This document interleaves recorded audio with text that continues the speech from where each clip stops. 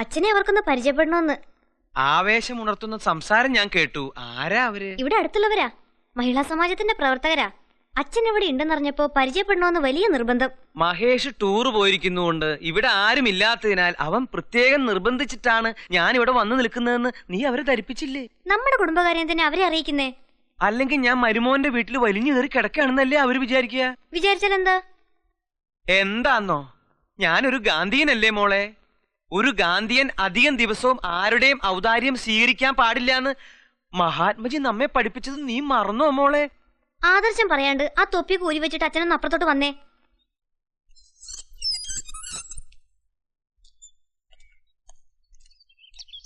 അപ്പൊ പറഞ്ഞതുപോലെ 12-ാം തീയതിയിലെ കാര്യം മറക്കല്ലേ. വരട്ടെ.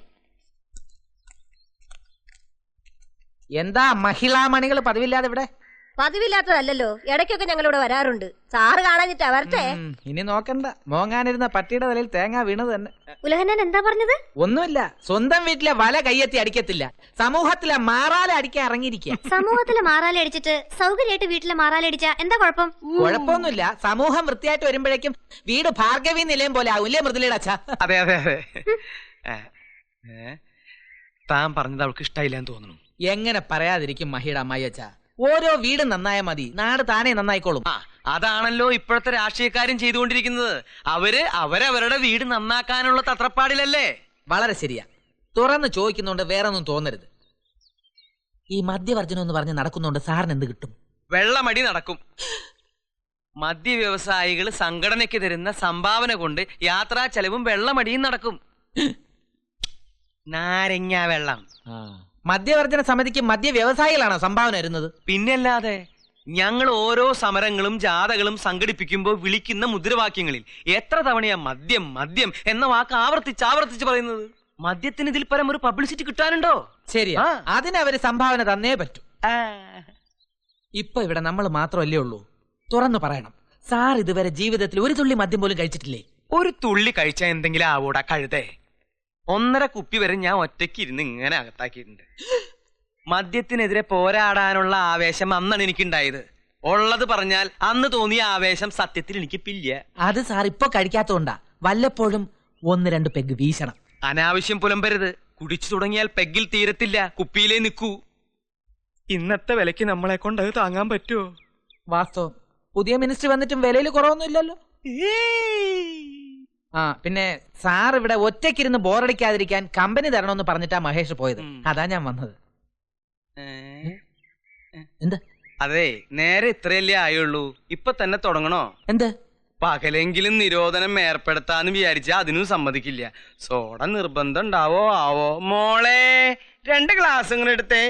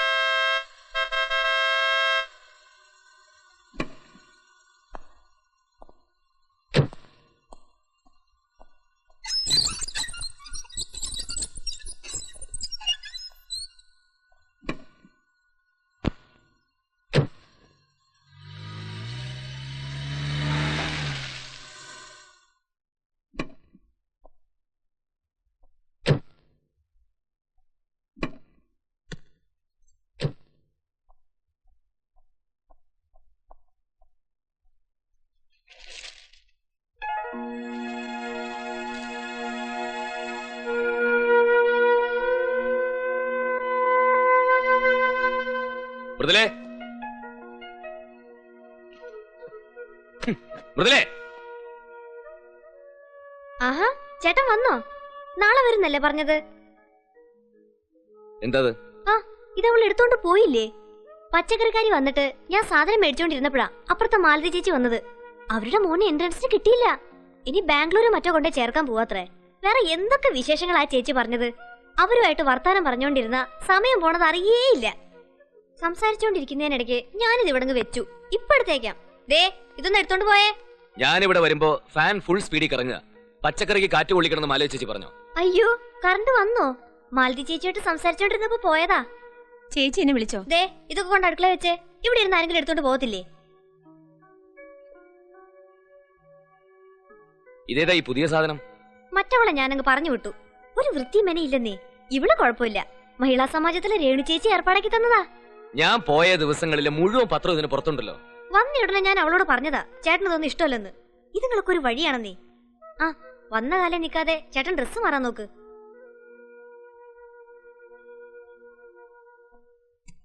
മൃദുലേ, ഓ വരുന്നു. അവിടെ എന്താണോ സ്ഥാനം തെറ്റി കിടക്കുന്നത്? ഒരു സാധനം എടുത്ത് വെച്ചിട്ട് കാണില്ലേ? എന്താ നോക്കുന്നത്? ചീപ്പ് എന്തി? അതവിടെങ്ങാനും കാണും. കാണുന്നില്ലല്ലോ, അതല്ലേ ചോദിച്ചത്. എന്തിനാ ഇപ്പൊ മുടി ചെയ്യുന്നത്? എങ്ങോട്ടെങ്കിലും പോണോ? എങ്ങോട്ടെങ്കിലും പോണെങ്കിൽ മാത്രം ചീകാവുന്നുണ്ടോ? ചേടാ ഞാൻ ചീവിട്ട് ഇവിടെ വെച്ചതാണല്ലോ. എന്നിട്ട് എവിടെ? ഒരു സാധനം എടുത്ത് വെക്കണം നിന്നോട് ഞാൻ പലവട്ടം പറഞ്ഞിട്ടുള്ളല്ലേ. നോക്കി എടുക്കാന്നേ. അച്ഛൻ താഴെ കാത്തിരിക്കുക. വാ ഊണ് കഴിക്കാം.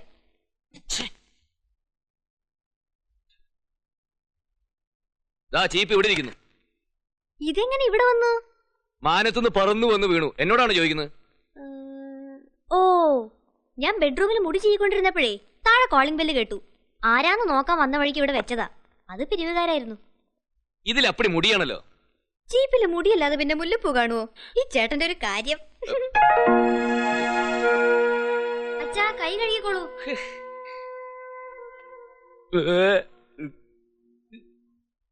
ഇണക്കവും പിണക്കവും ഒക്കെ മഹാത്മജിയുടെ കുടുംബജീവിതത്തിൽ ഉണ്ടായിട്ടുണ്ട്. ഒരിക്കൽ മഹാത്മജിയുടെ സുഹൃത്തുക്കൾ ഉപയോഗിച്ചിരുന്ന ടോയ്ലറ്റ് വൃത്തിയാക്കാൻ കസ്തൂർബയോട് പറഞ്ഞപ്പോ അവര് വിസമ്മതിച്ചു. അദ്ദേഹം എന്താ ചെയ്തേ? സ്വയം ചൂലും ബക്കറ്റും എടുത്ത് ആ മാലിന്യങ്ങളൊക്കെ കഴുകി വൃത്തിയാക്കി. ഇവിടെ മാലിന്യം ചിലരുടെയൊക്കെ മനസ്സിലാ. ഉവ്വോ, മനസ്സ് വൃത്തികേടായാലേ ശരിയാക്കാൻ കൂട്ടുകാരനുണ്ടല്ലോ, ഡോക്ടർ ഗോൺസാൽവസ്. ഉവ്. അപ്പൊ അതോർത്ത് വിഷമിക്കണ്ട, ചേട്ടൻ കഴിക്കി.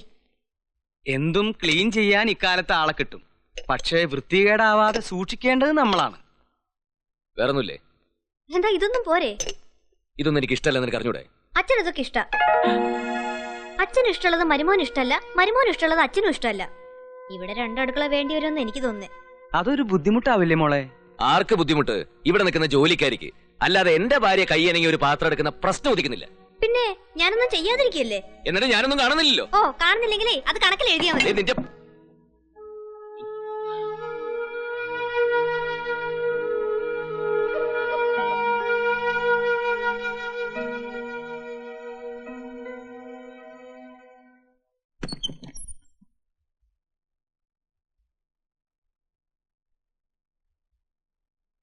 ഉള്ളത് പറയുമ്പോ പിണങ്ങിയിട്ട് കാര്യമില്ല. അലമാരി കിടക്കുന്ന കിടപ്പ് കണ്ടില്ലേ? ഇതിന്നൊരു തുണി എടുക്കാൻ പറ്റുമോ? നിനക്ക് ഇതൊക്കെ ഒന്ന് അടുക്കി പറക്കി വെച്ചൂടെ എന്റെ മുതലേ? എന്ത് ചെയ്താലും കണക്കിലില്ലല്ലോ. എന്നെ കൊണ്ട് ഇത്രയൊക്കെ പറ്റൂ. അങ്ങോട്ടും ഇങ്ങോട്ടും ഇച്ചിരി മാറിയിരുന്നു വെച്ച് എന്താ കുഴപ്പം? കൃത്യമായിട്ട് അടുക്കി പെറുക്കി വെക്കാൻ ഇത് ജൗളിക്കടയൊന്നും അല്ലല്ലോ. അച്ചടക്കമില്ലാതെ വളർന്നവർക്ക് അങ്ങനെ തോന്നും. സ്കെയില് വെച്ച് അളന്ന് കുറച്ച് മാറി ജീവിക്കാൻ എനിക്ക് വയ്യ. വരച്ചു വെക്കുന്ന പോലെ അതേ മെഷർമെന്റ് തന്നെ കെട്ടിടം കെട്ടണമെന്ന് ജോലിക്കാരോട് പറയാം. പക്ഷെ ലൈഫ് അങ്ങനെ വേണമെന്ന് ശാഠ്യം പിടിക്കരുത്. പിന്നെ ലൈഫ് എങ്ങനെ വേണമെന്ന് നീ പറയുന്നത്? അതതിന്റെ വഴിക്ക് അങ്ങ് പോട്ടേന്ന് വിചാരിക്കണം. പോണത് പെരുവഴിയിലേക്കാണെങ്കിലോ? അതാണ് വിധിയെന്ന് കരുതണം. മനുഷ്യന്റെ തെറ്റുകളും കഴിവില്ലായ്മകളും വിധിയുടെ പുറത്ത് കെട്ടിവെച്ച് പിന്മാറാൻ എന്നെ കിട്ടില്ല. എന്റെ ജീവിതം ഞാൻ വിചാരിക്കുന്ന പോലെ തന്നെ ആകും. എന്നാലും എനിക്കൊന്ന് കാണണമല്ലോ. കാണാം. നിങ്ങൾ നിങ്ങളെ പറ്റി മാത്രമേ ചിന്തിക്കുന്നുള്ളൂ. ഞാൻ ആരാണ്, എന്റെ വ്യക്തിത്വം എന്താണ്, ഇതൊക്കെ ഒരിക്കലെങ്കിലും നിങ്ങൾ ആലോചിച്ചിട്ടുണ്ടോ? എന്തിനൊരു കുറ്റപ്പെടുത്തല്? കേട്ട് കേട്ട് എനിക്ക് മടുത്തു. ഓ, ഒരു വീടായി കഴിഞ്ഞാൽ ഭാര്യയ്ക്ക് ചില കടമകളൊക്കെ ഉണ്ട്. അത് നീ മറക്കുന്നു. ഭാര്യയുടെ ഏത് കടമയും ഞാൻ ചെയ്യാത്തത്? ഫർണിച്ചർ സ്ഥാനം തെറ്റാതെ സൂക്ഷിക്കുന്നതാണോ ഭാര്യയുടെ കടമ? അതോ അന്നത്തെ പത്രം എടുത്ത് മാറ്റുന്നതോ? അതോ ടിവിയിലെ പൊടി തുടയ്ക്കുന്നതോ? അതും ഒരു ഭാര്യയുടെ കടമപ്പെടും. സ്വന്തം വീടിനെയും ഭർത്താവിനെയും ഒരുപോലെ വൃത്തിയായി സൂക്ഷിക്കുന്നവളാണ് ഭാര്യ. എന്നാലേ അങ്ങനെ ഒരു എവിടെന്നെങ്കിലും കൊണ്ടുപോവാ. എനിക്ക് വീട്ടു ജോലിക്ക് നിന്ന് ശീലമില്ല. പിന്നെ നീ എന്തോന്നിനാടി ഇങ്ങോട്ട് എഴുന്നള്ളിയത്? ഈ സപ്രപഞ്ചത്തിൽ കയറി കിടക്കാനോ? ആര് പറഞ്ഞു ഇവിടെ കിടക്കണോന്ന്? എനിക്ക് താഴെ കിടന്നാലും ഉറക്കം വരും. മൃദുലേ,